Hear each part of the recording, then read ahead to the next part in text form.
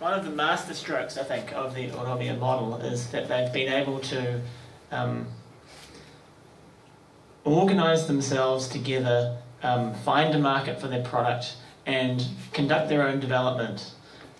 Those of you who have seen Black Gold, you might remember a scene in the movie. It's quite out of date now in many ways, because we can see the snowball effect that Oromia's had to have. So this 2004, 2005, it was pretty early days really in terms of their volume. So there's a scene in the movie where Tadesse's making a visit out to a cooperative in Sidamo, and it's probably the first year that they've got a FairTrade social premium, and it wasn't a large amount of money, and he's handing over the cheque and he says, this is for you to decide what to do with as a community, and it's not enough to fund the project they want, which is to build classrooms for their children. And one of the members in the room stands up and says, oh, I'll take the shirt off my back if I can to complete the project. And when I first saw that, I thought, oh, that looks a bit staged, but it really does reflect the passion in these communities to improve the lives of their families. And as Tadesse's alluded to, there is no future in growing coffee for these families, even if they wanted to. There are too many people living in rural Ethiopia now.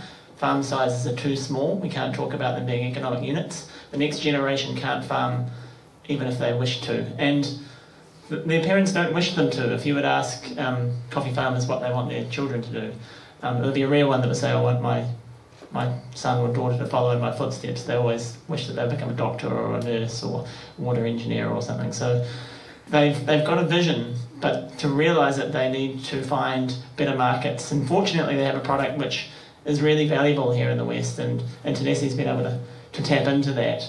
But he's also been clever enough through his links with the government to bring them in as well. So the way that it works is that the farmers will use the FairTrade social premium that they earn to build a classroom or to construct a medical centre, and then they will hand it over to the government to run. So teachers will be provided, trained medical staff will be provided, and so it grows, which has been an incredibly effective way to provide development which would otherwise not occur at all. So when people ask me, what difference does a FairTrade make? Well, it's really hard often to find the kind of black and white examples that people want, but I can say that kid there would not be in school if it wasn't for you buying FairTrade coffee. So thank you.